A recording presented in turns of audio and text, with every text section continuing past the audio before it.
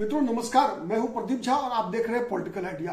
Political idea के आज के इस अंक में आप सभी दर्शकों का बहुत बहुत स्वागत है। मित्रों, बिहार विधानसभा का सत्र चल रहा है। अब से कुछ दिन पहले बिहार में मंत्रिमंडल का विस्तार हुआ और साथ ही मंत्रिमंडल विस्तार के साथ साथ बिहार में हमने देखा कि जिस प्रकार से मंत्रियों के विभागों का एक तरह से पुनर्विभाजन किया गया, उस पुनर्विभाजन में अगर सबसे अधिक नुकसान अगर किसी व्यक्ति को हुआ और किसी का कद छोटा किया गया तो वो थे बिहार के एक उप मुख्यमंत्री विजय कुमार सिन्हा। आपको पता है कि बिहार की सरकार में दो उप मुख्यमंत्री हैं, दोनों बीजेपी से हैं, सम्राट चौधरी और विजय सिन्हा। सम्राट चौधरी की सेहत पे कोई असर नहीं पड़ा। अभी बिहार का बजट सत्र चल रहा है। बजट सत्र के दौरान हमने देखा है किस प्रकार से नीतीश कुमार का लाड़ प्यार दुलार सम्राट चौधरी को मिलता रहा है।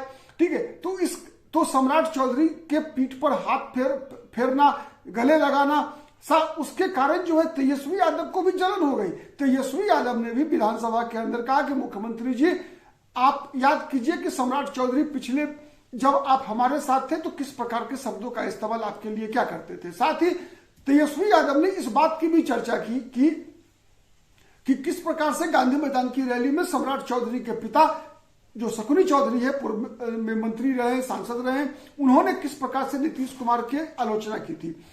ये बात सही है, लेकिन साथ ही साथ राजनीति में तो ऐसा होता है जब कोई दल, विशेष रूप से बिहार की राजनीति में कि कब कौन विपक्ष में है और कब वो सत्ता पक्ष बन जाए, नीतीश कुमार किसे सत्ता में रखे और किसे विपक्ष में रखे, ये तय तो केवल नीतीश कुमार ही करते हैं। तो इस बात की कौन गारंटी दे सकता है कि नीतीश कुमार आज बीजेपी के साथ है तो कल राजद के साथ नहीं जाएंगे।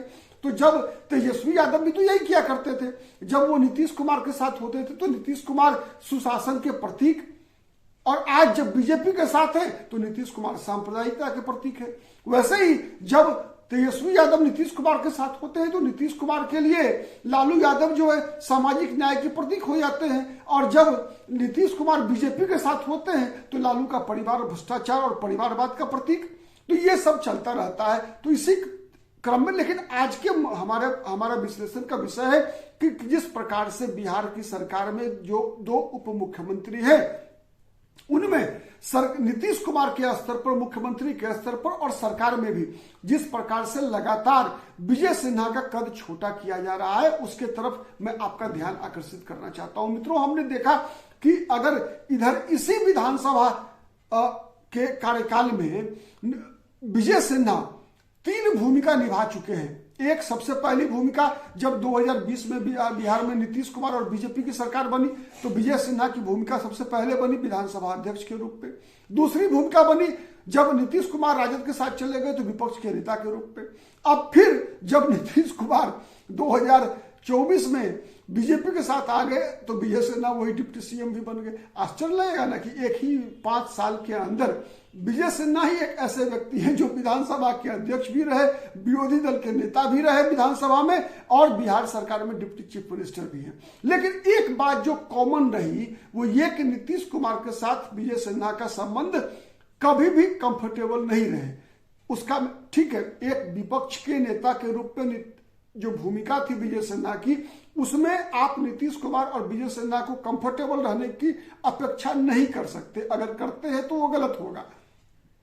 लेकिन विधानसभा अध्यक्ष के रूप में और तब जब विधानसभा अध्यक्ष सत्ता पक्ष से हो तब नीतीश कुमार के खिलाफ, जिस नीतीश कुमार और विजय सिन्हा का जो संबंध था, याद कीजिए विधानसभा में के सत्र में जब नीतीश कुमार आग बबूला हो गए थे विजय सिन्हा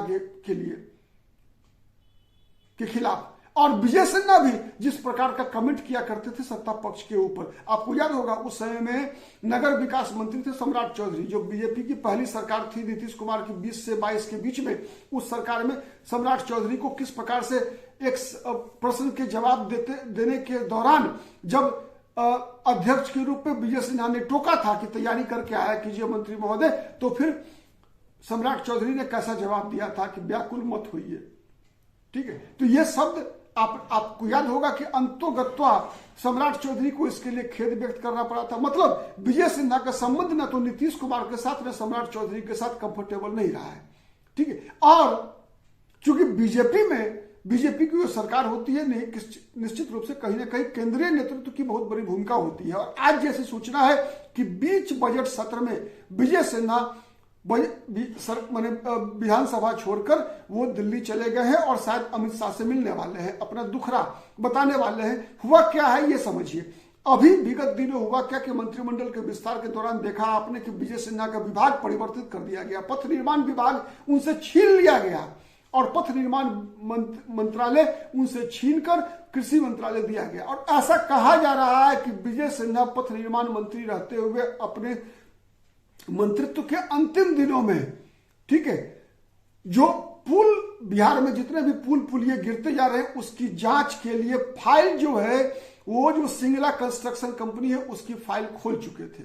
और आपको पता है अगर सिंगला कंस्ट्रक्शन कंपनी की फाइल खुलकर सही तरीके से जांच हो जाए तो इस जांच की आंच कहां तक पहुंचेगी, इस जांच की आंच कहीं ना कहीं एक अन्य मार्ग तक भी पहुंचेगी। केवल इशारे के लिए बता रहा हूं कि पथ निर्माण विभाग में 10 वर्षों के दौरान कई मंत्री आए और गए, लेकिन पुल निर्माण निगम लिमिटेड के जो डायरेक्टर है वो अस्थायी है।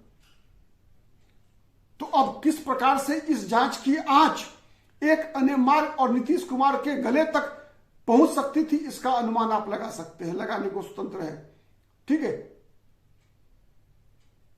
तो एक सबसे बड़ा फैक्टर है। दूसरा बड़ा फैक्टर क्या है कि देखिए आप इस सरकार में नीतीश कुमार के साथ जब से बीजेपी है तब से एक चीज जो कॉमन है, मैं कोई जातिवादी हूं नहीं, लेकिन इस बात का विश्लेषण करना पड़ेगा। एक बात समझने की आवश्यकता है कि जब कभी भी इस प्रकार का बलि का बकरा बनाने का प्रयास हुआ तो किसी पर्टिकुलर जातियों के साथ हुआ है।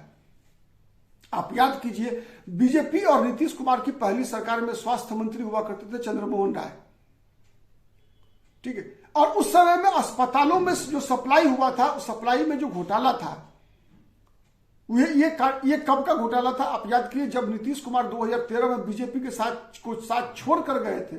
उस दौरान साथ छोड़कर जाने के बाद जो 13 से लेकर 15 तक के बीच के कार्यकाल में दवाई घोटाला हुआ था। उस दवाई घोटाले में कई नाम आ रहे थे, स्वयं मुख्यमंत्री का नाम आ रहा था, तो उसकी जांच तो गए। अश्विनी चौबे को मंत्रालय से, स्वास्थ्य मंत्रालय से बाहर किया गया। तो स्वास्थ्य मंत्री के रूप में नीतीश कुमार की नाराजगी के शिकार चंद्रमोहन राय भी हुए थे, अश्विनी चौबे भी हुए थे, और आज विजय सिन्हा। मतलब चंद्रमोहन राय, अश्विनी चौबे और विजय सिन्हा पर नीतीश कुमार जो चाहते हैं कर लेते हैं। क्या इसके पीछे जातीय समीकरण नहीं है क्या?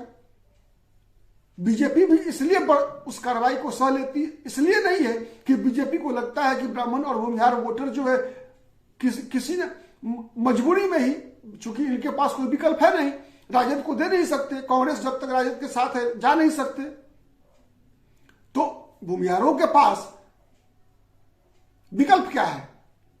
आप अगर 2005 से लेकर लगातार 2025 तक के, अभी तक के वर्तमान समय तक के, अगर नीतीश कुमार के मंत्रिमंडल में मंत्रियों पर कार्रवाई जिन लोगों पर हुई है, इस प्रकार की कार्रवाई कि मंत्रालय छीन लेना, बदल देना, जबकि वो मंत्री उस पर विशेष विभाग में अच्छा काम कर रहा है, तो आप पाएंगे कि अधिकतर जिन लोगों का मंत्रालय बदला गया है ऐसे समाज के हैं जो कि बीजेपी के परमानेंट वोटर्स हैं।